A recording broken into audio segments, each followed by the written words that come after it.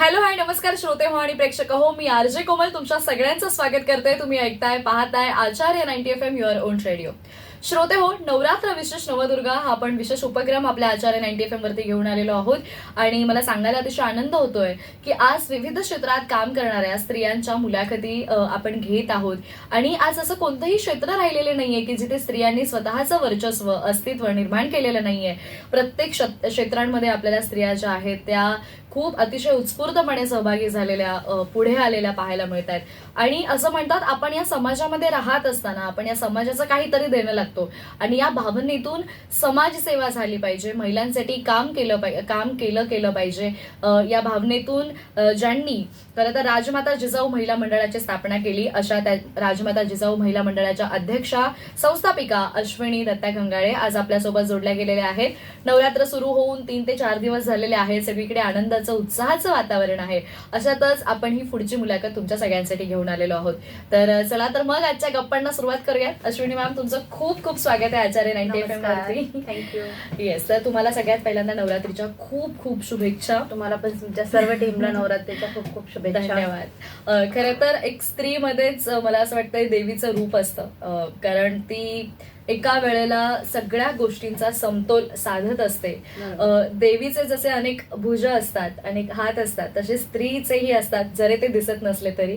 पण ती त्या पद्धतीने तिचा संसार असू दे, तिचं कुटुंब असू देत, येणारा जाणारा बाहेरचा समाज असू देत किंवा तिचं वर्किंग प्रोफेशनल लाईफ असू देत, ह्या सगळ्या गोष्टी ती मॅनेज करत असते. आणि अशातच तुम्ही एक समाजसेवेचा हा जो विडा उचललेला आहे. सुरुवातच मी आपल्या महिला मंडळापासून करेन. राजमाता जिजाऊ महिला मंडळ कशी स्थापना झाली, काय हेतू होता आणि कशी सुरुवात झाली? खरं तर मला आज तुमच्या ह्या माध्यमातून सांगायला आवडेल की राजमाता जिजाऊ महिला मंडळ हे मी माझे मिस्टर दत्ता हंगाळे हे थोडे सामाजिक क्षेत्रामध्ये काम करतात आणि मी पण थोडंसं त्यांच्याबरोबर ह्या सगळ्या याच्यामध्ये हे मी लग्न करून आल्यानंतर ह्या सगळ्या गोष्टी मी बघत गेले. आणि मला पण कुठेतरी असं वाटलं की आपण पण ह्या सामाजिक क्षेत्रामध्ये थोडासा आपला हातभार त्यांच्याबरोबर लावला. आणि आपल्या सगळ्यांना चांगलंच माहिती आहे का एका पुरुषाच्या मागे एक स्त्री असतेच. आणि त्याच्यामुळे त्यांना पण थोडाफार आपल्यामुळे पण त्यांना थोडी मदत होईल आणि सोप्या जातील बऱ्याचशा गोष्टी. त्यामुळे मी ह्या सगळ्यामध्ये आले आणि असं डोक्यात आलं की आपण एकटं तर ह्या सगळ्या गोष्टी हँडल करू शकत नाही, पॉसिबल होत नाही. मग असं लक्षात आलं की आपण 4 महिला आणि ज्या आपल्या जवळच्या मैत्रिणी असतील त्या सोबत घेऊन जर काम केलं तर आपल्याला ते आणखी सोपं जाईल. आणि म्हणून मग मी हे राजमाता जिजाऊ महिला मंडळ, ज्या की आपल्या राष्ट्रीय राजमाता आहेत, त्यांच्या नावानेच हे जे मंडळ सुरू केलं. म्हणजे जेणेकरून ते नाव घेतल्यानंतर जी आपल्यामध्ये जी ऊर्जा निर्माण होते त्या नावातच तेवढी ताकद आहे, तशीच ताकद आमच्या मंडळाला यावी, आमच्या सर्व महिलांना यावी. आणि म्हणून ते नाव सुद्धा आम्ही राजमाता जिजाऊ महिला मंडळ या नावाने आमचं मंडळ आम्ही स्थापित केलं. क्या बात आहे. खरं तर जसं की तुम्ही म्हणालात, मला विशेष करून त्याचा उल्लेख करायला पुन्हा पुन्हा आवडेल की नाव खरंच राष्ट्रमाता जिजाऊंचं नाव तुम्ही दिलेत. एक आपसुकच एक ऊर्जा संचारते. नाव ऐकल्यानंतर एक आदर मनामध्ये निर्माण होतो. राजमाता जिजाऊ महिला मंडळ तुम्ही सुरू केलं. अर्थात कोणतीही गोष्ट सुरू केल्यानंतर सगळ्यात महत्वाचं असतं ते म्हणजे आपली टीम उभी करणं, आपला संघ जमवणं किंवा लोकांना एकत्र करणं. हे चॅलेंज म्हणजे होतं सुरुवातीला. ते कसं तुम्ही पूर्ण केलं किंवा कशा पद्धतीने तुम्ही लोकांना जोडत गेलात? खरं तर म्हणजे हे जे मंडळ ज्यावेळेस स्थापित केलं त्यावेळेस ह्या सगळ्या गोष्टी ह्या एका दिवसात उभ्या राहणाऱ्या गोष्टी नसतात. त्याच्यासाठी आपल्याला वेळ द्यावा लागतो. आपल्या स्वतःचे पर्सनल गोष्टी आपण बाजूला ठेवून ह्या गोष्टीसाठी आपण स्वतः वेळ देणं गरजेचं असतं.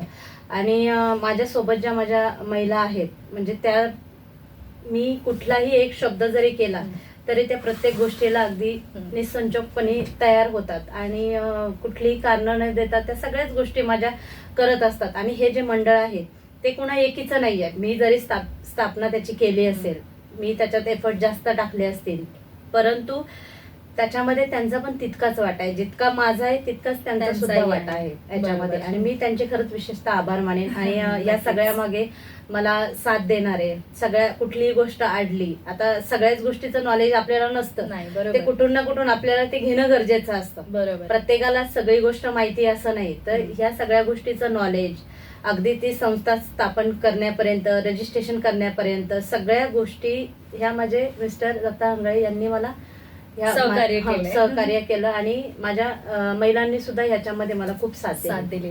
म्हणजे आपण म्हणतो की एका यशस्वी पुरुषाच्या मागे एक स्त्री स्त्री असते, असते. तसं मी म्हणेन की एक स्त्री जर यशस्वी होत असेल तर तिला तिच्या कामामध्ये सपोर्ट करणारा तिचा पार्टनर, अर्थात जसं की आज सर तुमच्या सोबत आहेत, म्हणजे पाठीशी आहेत, पण मी म्हणेन जास्त सोबत, आणि ती साथ जी आहे ती सरांची तुम्हाला मिळालेली आहे.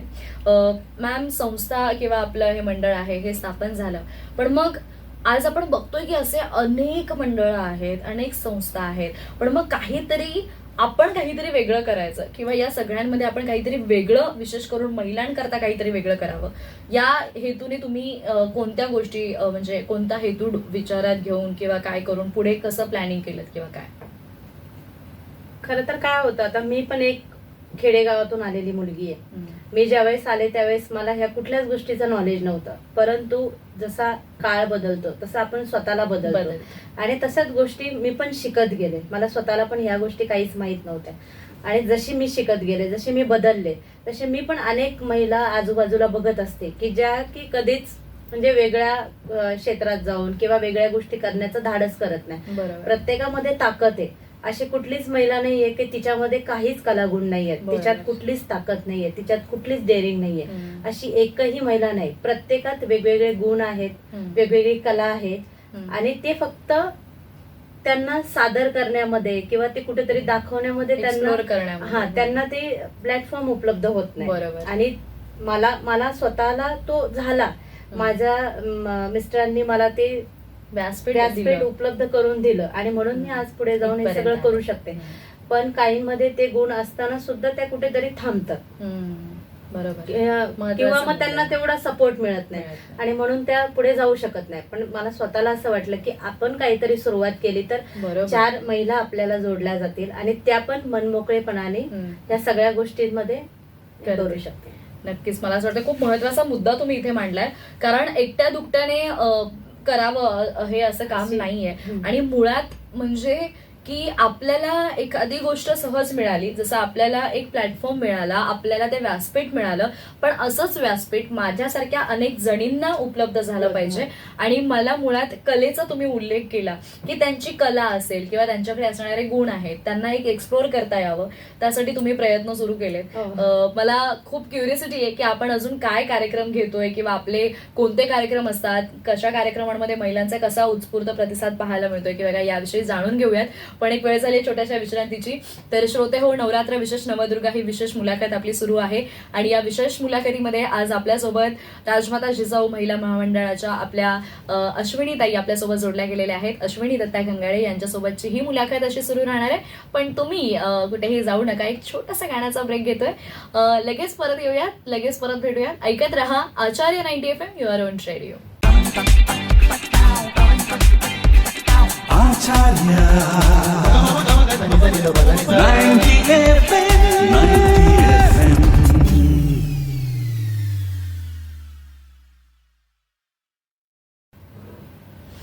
हॅलो, हाय, नमस्कार श्रोते हो. पुन्हा एकदा छोट्याशा विश्रांतीनंतर मी आरजे कोमल तुमच्या सगळ्यांचं स्वागत करते. तुम्ही ऐकताय आचार्य 90 FM, your own radio. Navratra विशेष नवदुर्गा हा विशेष उपक्रम आपल्या आचार्य 90 FMच्या माध्यमातून आपण राबवत आहोत.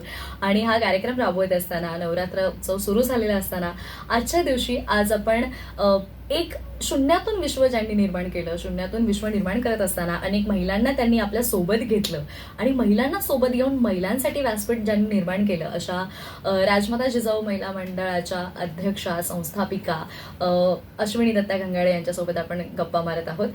अश्विनी मॅम, पुन्हा एकदा तुमच्याकडे वळते. तर ब्रेकपूर्वी तुम्ही सांगितलं की कशा पद्धतीने आपलं मंडळ उभं राहिलं, किंवा कशा पद्धतीने तुम्ही लोकांना एकत्रित केलं, किंवा सरांनी तुम्हाला कशा पद्धतीने सपोर्ट केला, पाठिंबा दिला. खरं तर मंडळ बऱ्याच वेळेला असं होतं की मंडळ आहे पण तिकडे काय होतच नाहीये. बरोबर. पण आपण आपले नेहमीच कार्यक्रम असतात, तर ते आता कसे कार्यक्रम राबवायचे किंवा कोणते कार्यक्रम घ्यायचे, ही संकल्पना तुम्हाला कशी सुचत गेली किंवा कोणते कोणते कार्यक्रम आजवर तुम्ही राबवत आलेले आहात?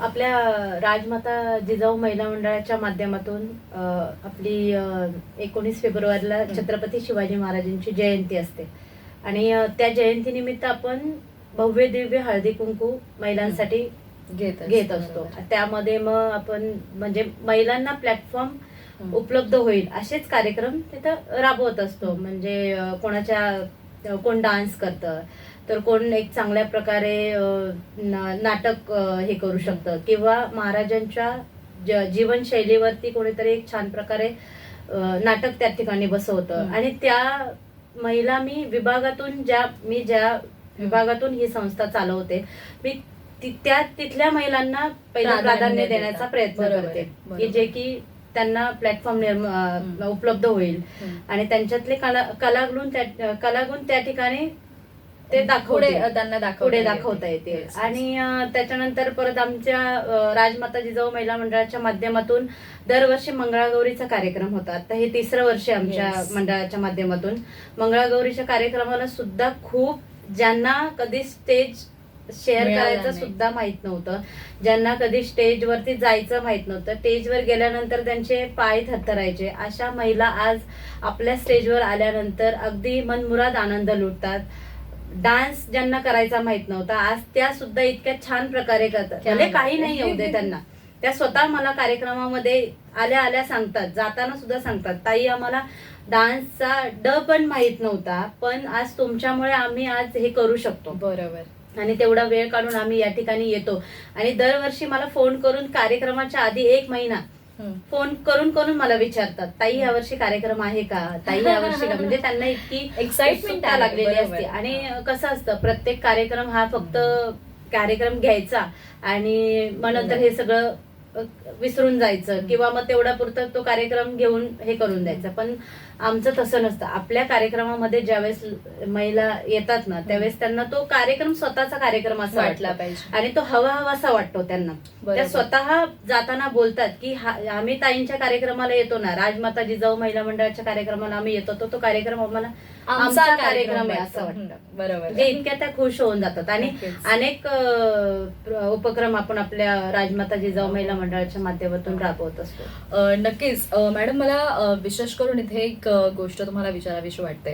कारण जसं की माझ्या माहितीनुसार आपण अशा बऱ्याच महिलांना व्यासपीठ उपलब्ध करून दिलंय. कलेसाठी तर आपण प्राधान्य दिलंच आहे, कलेसाठी आपण व्यासपीठ देतच आहोत. पण त्या व्यतिरिक्त ज्या महिला नवीन व्यवसाय काहीतरी करू इच्छित आहेत किंवा त्यांच्या व्यवसायाला प्रमोट करणं किंवा त्यांना पुढे आणणं, अशांसाठी सुद्धा आपण काम करतोय, तर काय सांगाल? आज नवी मुंबई महानगरपालिकेच्या माध्यमातून महिला सक्षमीकरणाच्या दृष्टीने जे काही उपक्रम आहेत, मग त्यामध्ये शिलाई काम असेल, त्यामध्ये ब्युटी पार्लरचा कोर्स असेल, हे सगळे फ्री मधले क्लास असतात. आता प्रत्येक वेळेस तुम्ही पे करून कुठलेही जे आपल्या कमी शिकलेल्या महिला असतात किंवा मध्यमवर्गीय घरातल्या महिला असतात किंवा चूल आणि मूल इथपर्यंतच त्यांचा मर्यादित असतं, वर्किंग वुमन असतात, तर त्यांच्यासाठी ह्या ज्या योजना असतात महानगरपालिकेतून, तर त्या आपण मशीन क्लास असेल, मग त्यामध्ये ब्युटी पार्लर कोर्स असेल, मेहंदी क्लास असेल, पुन्हा आरे वर्क असेल, इंग्लिश स्पीकिंगचे क्लास पण असतात. हे महानगरपालिकेतून खूप चांगल्या प्रकारे हे सगळे क्लास आलेले आहेत. आणि त्यामधून आपण महिलांना मशीन क्लास, ब्युटी पार्लरचा क्लास, त्याचबरोबर मेहंदीचे क्लास, हे क्लासेस आपण घेतलेले. आणि ह्याच्यामध्ये खूप महिलांनी आपल्या संस्थेच्या मार्फत लाभ घेतलाय. महानगरपालिकेतून महिला सक्षमीकरणाच्या दृष्टीने जो काही उपक्रम राबवतात ते आपण स्वतः आणून त्यांना जागा उपलब्ध करून दिली. आणि त्याच्यातून आज खूप महिला ह्या सगळं शिकल्यात आणि त्यांनी स्वतः मला नंतर स्वतः भेटून सांगितलं की ताई, तुम्ही जो क्लासेस इथे घेतले त्याच्यात आम्ही स्वतः मशीन घेतली, मशीन स्वतः घेऊन, नवीन मशीन विकत घेऊन आज आम्ही आमचा छोटासा व्यवसाय सुरू केलाय. क्या बात आहे. कारण की आज तुम्ही विचार करा, जर एक ब्लाऊज जरी शिवायला तुम्ही बाहेर गेलात तरी आज 700 रुपये, 700 ते 800, 500, 600चा जमाना पण नाही राहिला आता. आणि तुम्ही चांगल्या याचा शिवायला गेलात तर 1000, 1200, 2000 पर्यंत तुम्हाला. परंतु ज्या आपल्या सर्वसामान्य महिला असतात प्रत्येकाला इतकी कॉस्ट पे करणं जमत नाही. बरोबर. तर अशांसाठी ह्या ज्या आपल्या महिला आहेत ना, मग तुमच्या साडीना फॉल बिडिंग असेल, तुमचे कपडे अल्टर करणं असेल किंवा तुमचे ब्लाऊज, ह्या सगळ्या गोष्टी त्या करतात आणि त्या स्वतः मला येऊन सांगतात की ताई आम्ही मशीन घेतली आणि आज आमचा व्यवसाय खूप फायदा चांगल्या झालाय. प्रकारे चाललाय. क्या बात कोणी आहे. मेहंदीचा क्लास केलाय, कोणी पार्लरचा केलाय, त्यांनी स्वतः मेहंदीमध्ये ऍडव्हान्स कोर्स पण त्यांनी केले. आपल्याकडे बात आहे. बेसिक कोर्स पण येतो महानगरपालिकेचा आणि ऍडव्हान्स कोर्स पण येतात. त्याच्या माध्यमातून पण आज महिला चांगलं काम करतायत. नक्कीच मला असं वाटतं खूप महत्वाचा विषय आहे, कारण बऱ्याच योजना अशा आहेत ना ज्या लोकांपर्यंत पोहोचतच नाही. आणि एका जरी- संस्थेच्या हा. माध्यमातून मी आपले जे घरगुती मसाले आहेत, हो. मग तुमचा फिश मसाला असेल, हा. तुमचा छोले मसाला असेल, पुन्हा तुमचा हे चाट मसाला आहे, किचन किंग मसाला आहे, आपले रेग्युलर जे मसाले आहेत ते धना पावडर आहे, म्हणजे हे सगळे जे वेगवेगळ्या प्रकारचे जे मसाले, चहाचा मसाला आहे, हे सगळ्या मसाल्यांचा पण एक क्लास मी एका संस्थेच्या माध्यमातून घेतलेला आणि खूप सुंदर त्याचा सुद्धा रिझल्ट खूप आला. क्या बात आहे. अगदी त्यावेळेस 100 महिलांनी त्या ह्याच्यामध्ये सहभाग झाल्या होत्या महिला. वा. नाही खरंच हे खूप म्हणजे मी मी संस्था स्थापन केली, मी मंडळ स्थापन केलं, मी काहीतरी मोठे असे वर्षातून छान भले मोठे कार्यक्रम घेतेय, मग तिकडे लोक येत आहेत, मग तिकडे कौतुक होत आहे. हे असं न करता ऍक्च्युअल म्हणजे म्हणतात ना ग्राउंड लेवलला जाऊन काम करणं काय, तर ते हे आहे. कारण माझ्या विभागातल्या महिला केवळ एक दिवसापुरता इव्हेंट पुरतं मला भेटायला येतात किंवा एक दिवसापुरता तो आनंद घ्यायला येतात, पण त्याच महिलांचा आयुष्यभरासाठी त्यांना कसा आनंद मिळेल याचा विचार मला असं वाटतं तुम्ही आणि आपल्या मंडळाने केलेला आहे. खरं तरी खूप चांगली कॉन्सेप्ट आहे आणि मगाशीच आपण जसं म्हणाला अशा अनेक योजना आहेत ज्या लोकांपर्यंत पोहोचणं, महिलांपर्यंत पोहोचणं गरजेचं आहे आणि ते आपल्या राजमाता जिजाऊ महिला मंडळाच्या माध्यमातून तुम्ही पोहोचवण्याचं काम करताय. खरंच खूप कौतुकास्पद काम आहे. मला असं वाटतंय ह्या सगळ्या गोष्टी ऐकल्यानंतर अशा अनेक महिला असतील ज्यांना प्रश्न पडला असेल की मी काय करू किंवा मी काय करू शकते, त्यांना त्यांची उत्तरं मिळत असतील कदाचित. याच नोटवरती आपल्याला पुन्हा एकदा छोटीशी विश्रांती घ्यायची आहे. ही मुलाखत जी आहे ती नक्कीच मला असं वाटतं तुमच्या सगळ्यांसाठी इन्स्पिरेशनल ठरणारी आहे. तर एक छोटासा ब्रेक घेऊयात आणि पुन्हा एकदा अश्विनी मॅम सोबतच्या दिल खुलास गप्पा ज्या आहेत त्या अशा सुरू ठेवूयात. ऐकत रहा Acharya 90 FM your own radio. Acharya 90 FM 90 FM.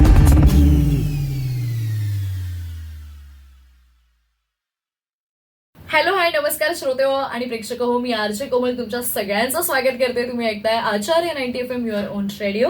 आणि नवरात्र विशेष नवदुर्गा हा विशेष उपक्रम जो आहे तो आचार्य 90 FM वरती आपण राबवत आहोत आणि यामध्येच आपण छान वेगवेगळ्या दिलखुलास गप्पा ज्या आहेत त्या आपल्या वेगवेगळ्या क्षेत्रांमध्ये काम करणाऱ्या महिलांसोबत करत आहोत. आज समाजसेवेसोबत जिची नाळ जोडली गेलेली आहे अशी एक स्त्री व्यक्तिमत्व आज आपल्यासोबत इथे आलेलं आहे आपल्या स्टुडिओमध्ये. आणि आज आपण अश्विनी दत्ता गंगाळे यांच्यासोबत छान गप्पा मारत आहोत. राजमाता जिजाऊ महिला मंडळ स्थापन करून महिलांपर्यंत अनेक योजना असेल, महिलांसाठी अनेक काम असेल जे त्या आजवर करत आलेल्या आहेत आणि पुढेही करत आहेत, त्यांच्यासोबत आज आपण खरं तर गप्पा मारतोय. अश्विनी मॅम, पुन्हा एकदा तुमच्याकडे वळते. आणि जसं की तुम्ही मगाशी सांगितलं की महिलांपर्यंत अनेक योजना पोहोचवणं किंवा त्यांना जे उपक्रम आहेत ते त्यांच्यासाठी राबवणं हे सगळं आपलं सुरू आहे. तर आता आगामी असे कोणते उपक्रम आहेत किंवा असा एखादा उपक्रम जो खरंच स्त्रियांसाठी होणं गरजेचं आहे आणि जो तुम्ही करताय किंवा काय?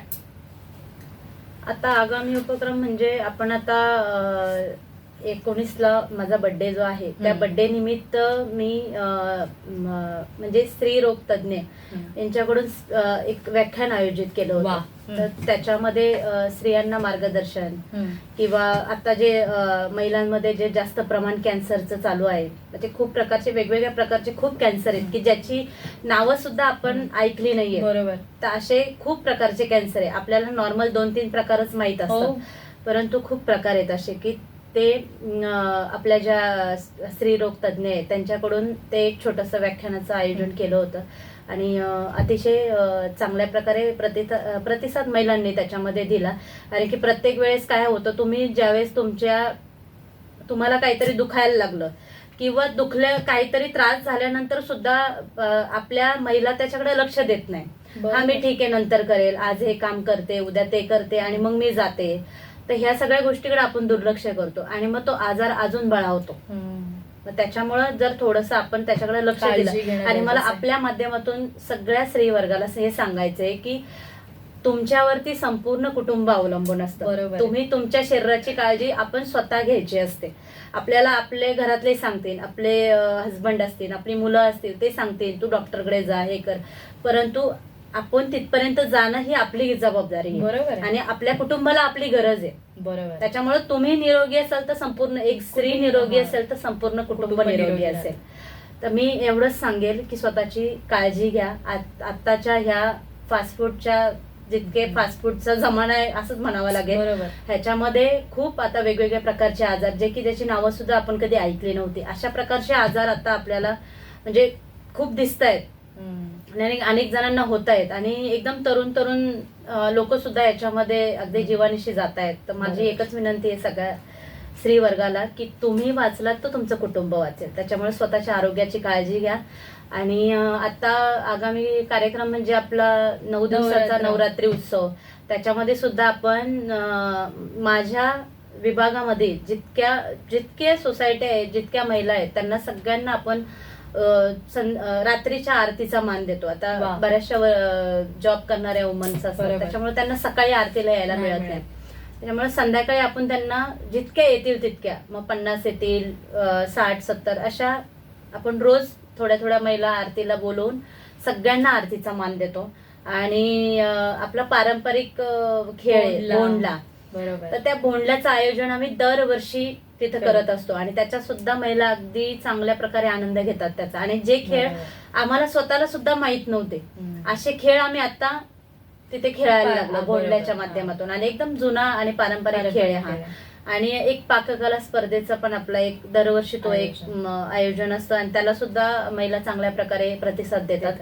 खूप छान छान पदार्थ बनवून आणतात, जे की वा. उपवासामध्ये आपल्याला इतके पदार्थ हे माहित सुद्धा नसतं हो. आणि इतके पदार्थ ते बनवून आणतात. क्या बात आणि आहे. स्टॉल आपण 9 दिवस महिलांना स्टॉल लावायला देतो. त्याच्यामध्ये कोण घरगुती काय बनवत असेल, वा. हातमागावरच्या गोष्टी गोष्टी असतील, असतात. म्हणजे खूप खूप अशा वेगवेगळ्या प्रकार असतात. मग त्यांना आपण ते स्टॉल तिथे लावायला देतो. क्या बात आहे. त्यांच्या म्हणजे एक व्यवसायाला चालना मिळते. मिळावी. किती सुंदर आहे हे सगळं. म्हणजे ऍक्च्युअल पद्धतीने ही सगळी कामं म्हणजे सुरू आहेत आणि मला खूप छान वाटतंय की फक्त केवळ काही गोष्टी असतात ना की त्याचा आता नवरात्र आहे यार म्हणजे. आणि नवरात्र हा आपण जसं देवीचं रूप स्त्रीला मानतो तसं त्या स्त्रीसाठी काहीतरी झालं पाहिजे हाही विचार एक डोक्यात ठेवून कुठेतरी मग तो आनंद घ्यायचा आहे तर मग त्याच्यासाठी भोंडला झाला पाहिजे, पण मग तिचा व्यवसाय त्याला पण चालना मिळाली पाहिजे. म्हणजे ह्या सगळ्या गोष्टींचा विचार तुम्ही करून अतिशय परिपक्व असा नवरात्र उत्सव तुम्ही राबवताय असं मी म्हणेन. खरं तर खूप छान वाटतंय तुम्ही इतकी सगळी माहिती दिलीत आणि जे काही तुमचं एवढ्या मोठ्या प्रमाणावरती मोठ्या लेवलला जाऊन जे काम सुरू आहे, खरंच तुम्हाला खूप आशीर्वाद. मी तर म्हणेन आज अशा अनेक महिला असतील, तुम्ही सुद्धा मगाशी उल्लेख केलात की ज्यांचा एक व्यवसाय सुरू झाला असेल किंवा त्या स्वतःच्या पायावर उभं राहण्यासाठी त्यांना एक कुठेतरी तुमचा हातभार लाभला असेल, तर अशा महिलांचे आणि सगळ्यांचेच आशीर्वाद तुमच्यासोबत आहेतच. तर तुम्ही अशा छान तरुण राहा, कायम एनर्जेटिक राहा आणि ह्याच एनर्जीने दत्ता गंगाळे सरांच्या साथीने तुमच्या सगळ्या महिला मंडळाच्या साथीने अशीच कामं करत राहा. पण जाता जाता मी तुम्हाला एक विनंती करते, आज बऱ्याच महिला असतील, भले आपण खूप पुढे आलेलो आहोत आणि 21व्या शतकामध्ये वावरत असताना काम करत असताना अजूनही कुठेतरी महिलांच्या बाबतीमध्ये कधीतरी अन्याय घडतो किंवा अजूनही महिला आवाज उठवत नाहीयेत किंवा स्वतःच्या पायावर उभं राहायला सुद्धा काही ठिकाणी महिला ज्या आहेत, काही महिला ज्या आहेत त्या अजूनही चाचपडतात. तर अशा महिलांना काय संदेश द्याल? मी अशा महिलांना एकच सांगेन की मी मगाशी पण उल्लेख केला, जोपर्यंत तुम्ही आवाज उठवणार नाही, जोपर्यंत तुम्ही स्वतःची काळजी घेणार नाही, तोपर्यंत तुम्हाला तुमच्या घरातली लोक पण येऊन सांगणार नाही की तू हे कर म्हणून. तुझ्यातले कलागुण हे तुला स्वतःला ओळखायचे आणि त्याच्यातून तुला घडायचंय. मी आपल्या माध्यमातून एवढंच सांगेल सगळ्या महिला वर्गाला की स्वतःला बदला आणि स्वतःमधला जो बदल, स्वतःमध्ये जे कलागुण आहेत बरोबर, ते ओळखून तुम्ही जे काही कराल ते तुमच्या स्वतःच्या फायद्याचं असेल. बरोबर. आणि एक स्त्री म्हणजे ती फक्त प्रत्येक वेळेस चूल आणि मूल इथपर्यंत मर्यादित नसते.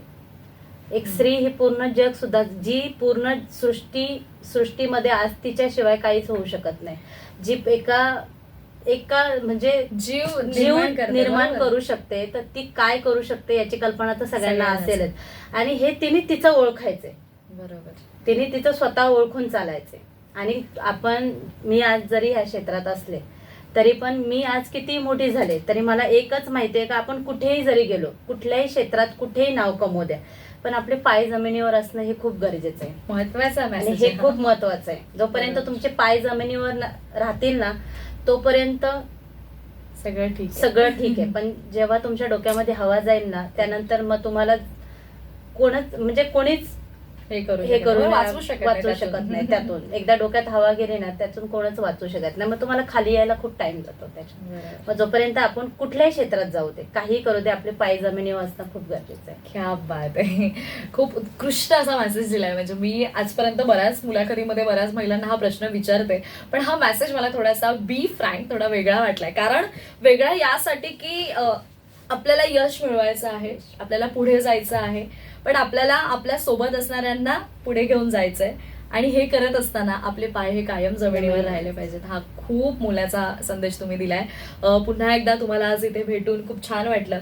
मी श्रोत्यांना आवर्जून सांगेन, याही पलीकडे मॅडम सोबत एक नातं आहे. बऱ्याच वेळेला इव्हेंटच्या माध्यमातून भेटलेलो आहोत आणि तो एक आपलेपणा किंवा आपले हक्काची जागा असल्याचा जो फील आहे, की मॅडम जसं म्हणाले की ते फक्त माझ्या एकटीचं मंडळ नाहीये, तिथे अनेक महिला आहेत ज्या जोडल्या गेलेल्या आहेत, ज्या स्वतःचं घर असल्यासारखं वावरतात, तर ती अगदी 100% खरी बाब आहे. आणि कदाचित याच गोष्टीमुळे हे मंडळ इतक्या कमी कालावधीमध्ये इतकं मोठं झालेलं आहे किंवा त्याचा विस्तार झालेला आहे. तर त्या निमित्तानं पुन्हा एकदा तुम्हाला खूप शुभेच्छा देते. नवरात्राच्या सुद्धा खूप खूप शुभेच्छा. आणि जसं देवीची वेगवेगळी रूपं असतात, जशी ती सोज्वळही तितकीच दिसते, शांत दिसते, निरागस दिसते, तशी ती तितकीच आक्रमक. चंडिकेचं रूप सुद्धा तिचं असतं. तर अशा या सगळ्या विविध रूपांमध्ये तुम्ही स्वतः आहात आणि ते सगळं काम त्या माध्यमातून करताय. तर ते असंच करत राहा. आणि पुन्हा एकदा मनापासून धन्यवाद. थँक्यू. धन्यवाद. तर श्रोते हो, आपल्या आजच्या विशेष मुलाखतीमध्ये नवरात्र विशेष नवदुर्गा या विशेष मुलाखतीमध्ये आज आपल्यासोबत जोडल्या गेल्या होत्या राजमाता जिजाऊ महिला मंडळाच्या संस्थापिका अध्यक्षा अश्विनीताई गंगाळे. आणि त्यांच्यासोबत आज छान दिलखुलास गप्पा झाल्या, मुलाखत झाली. ग्राउंड लेवलला उतरून काम करणं किती महत्वाचं आहे आणि त्याचा फायदा खरंच महिलांना कशा पद्धतीने होतो, आज या गोष्टीची एक कल्पना आपल्याला सगळ्यांनाच आली असेल. तर ही मुलाखत तुम्हाला कशी वाटली, या प्रतिक्रिया आम्हाला नक्की कळवा. त्यासाठी आमचा संपर्क क्रमांक आहे 9167993399. आणि याच नोटवरती मी आरजे कोमल अश्विनी मॅम सोबत इथे तुमची रजा घेते. ऐकत रहा Acharya 90 FM your own radio. धन्यवाद. डन. थँक्यू.